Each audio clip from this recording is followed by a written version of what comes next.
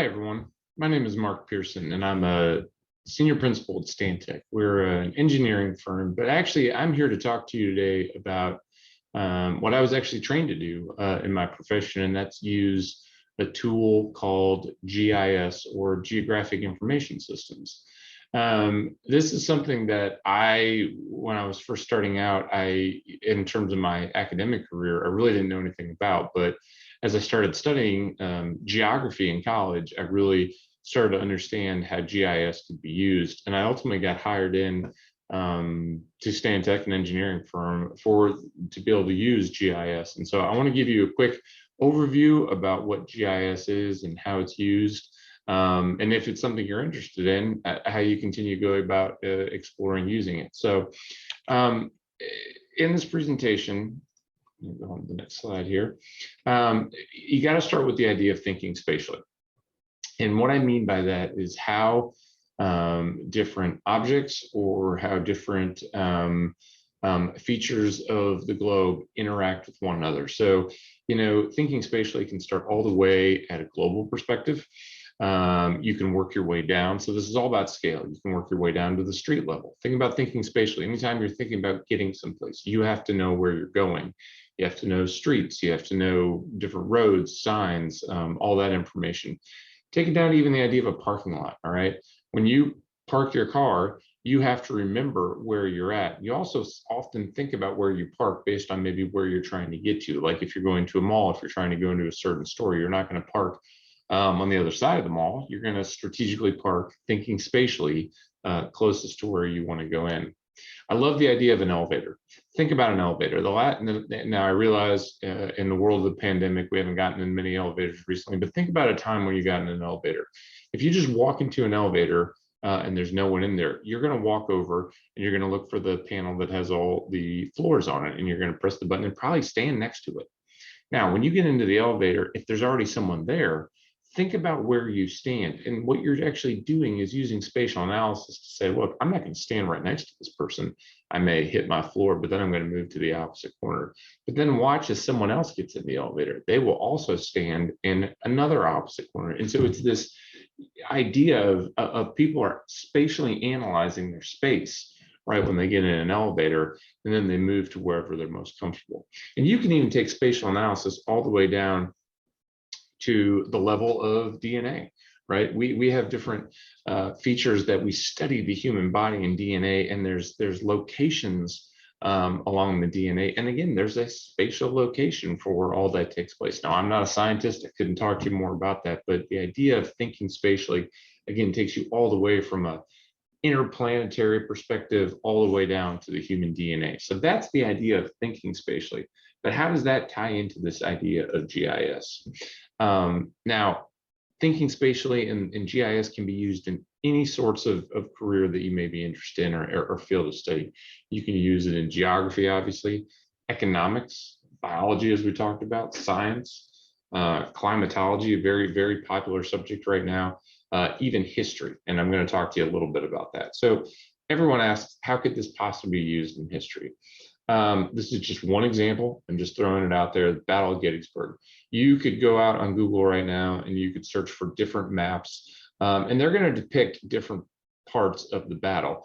And I love maps. I think maps are really cool.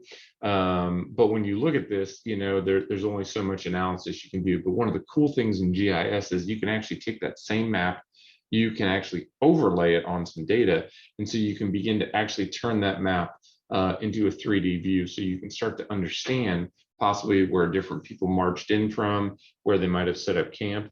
And so GIS allows you to spatially analyze possibly different ways. And again, that's just one example of using it for history. All right, let's think about science for a second. If you're studying volcanoes, one of the interesting things to talk about is the overlay of active volcanoes in location to the Earth's tectonic plates. And it's one thing to talk about that, but here's a powerful idea of being able to overlay it in GIS. And so what you're seeing here is a map that displays all of the active known volcanoes throughout the world, and that green line underneath is actually all the plates and the various locations where these plates comes together. Now, You can see there's other spots where there's volcanoes, but obviously very quickly you can discern that the places where there's the most active volcanoes are right along the lines of where there's where two plates come together. So again, just a quick use of spatial analysis to bring two different things together, but to display it in a different way than you might be used to. So I keep talking about GIS, but what is it? GIS is just simply a tool. It's a tool like Microsoft Word, Microsoft Excel, or Google Documents. It's just a tool where you can bring different layers. And what I mean by layers is, here's a great example looking at this. Different layers might be impervious area, which is the idea of like your roads, your sidewalks, your any kind of pavement, vegetation, your utilities, your pipes, your overhead power lines, your roads, your buildings, and your soils. And you can bring all these in one tool, one map, and you can turn different layers on and off. And by putting these different layers together, you can begin to ask different types of questions. And so that's what GIS allows you to do, is it allows you to look at these layers, look at different layers, bring them together, but then spatially join them in the same location. So then you can ask a question about the data. So let me give you a real simple example. All right. I just said that, it's the location data plus it's got some data behind it. So it's data plus what we call attributes. It's the information behind the scenes. So here's a very simple example of a bunch of made up data that I have of a bunch of students, their different tests, some homework grades, and then their final grades. And so, if as a scientist, I could sit there and say, well, why did some students do really well? Got in the high 90s, but then other students got in the 80s or the 70s. Why is that? Is there a reason why? And so, so we can start to ask a question about that. So let's think about this. So one of the things that we could look at possibly is where the students sit in relation to the teacher and or the front of the room. So all I simply do is pull the student seating chart. Again, I made all this data up, but you lay out the students where they're sitting, all right? You can then utilize GIS to link that data, that spreadsheet I just talked about, with the location of where they're sitting. You can bring the two together, and then suddenly you can light up that information in GIS. So now if we look at this, and I color coded it to help you see that the better grades were the students that were sitting closer to the front of the room, and the students with the lower grades were in the back of the room. So you begin to see a spatial component to where that data is. So when you take the data and the attributes and the location data, you get GIS, and that's how all these ideas come together. So how do I use this at Stantec, or how do we use this in the real world?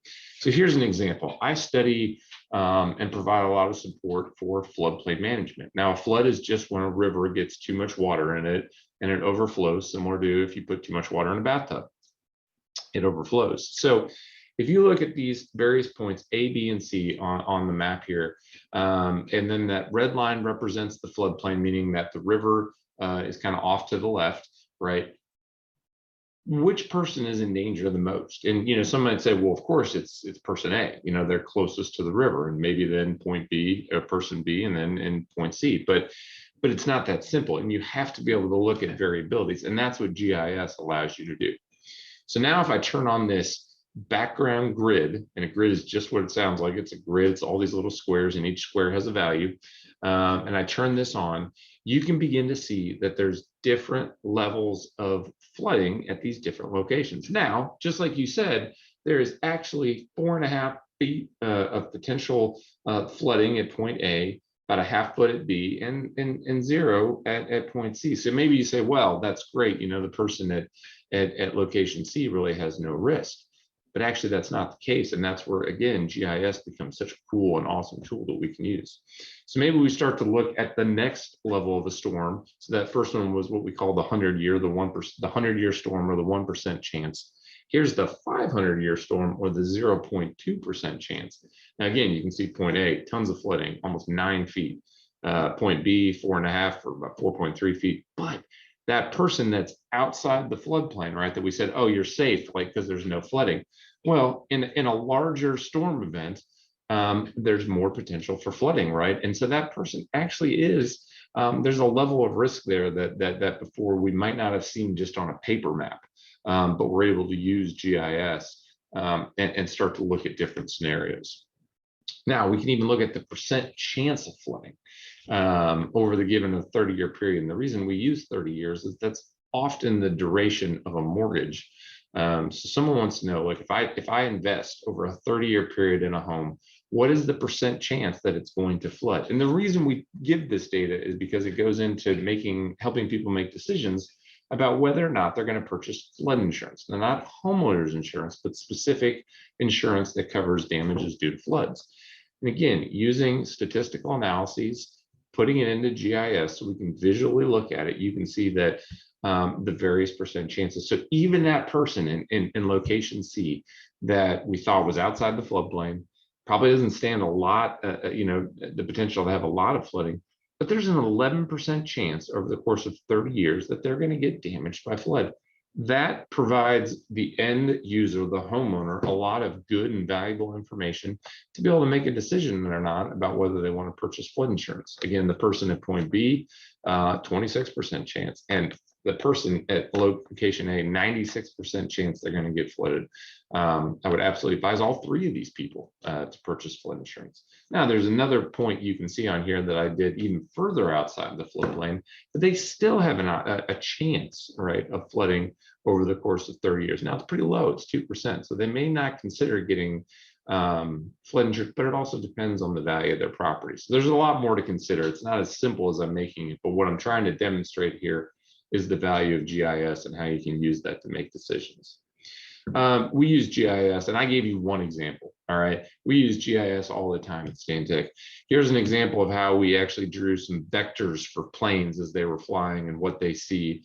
The second example is how we laid out a remediation solution to a building that at one point had some very bad chemicals in it, right? And so it's a visual comparison for how some of that, our solution would eventually work and help extract some of that bad things out of the ground.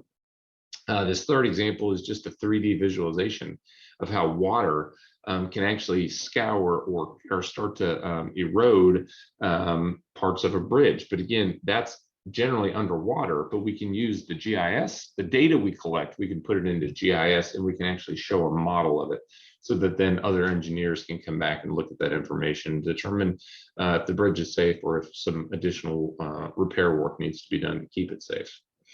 So I'm going to wrap up here, but I'm going to say GIS is just it's an amazing tool, but it's a tool that anybody can use. There's free versions out there. I know Metro Schools has different license of GIS that you can get, but the skill is actually spatial analysis, right? And it requires critical thinking and really asking the right questions. You can use GIS for just about anything. There's just a ton of data out there.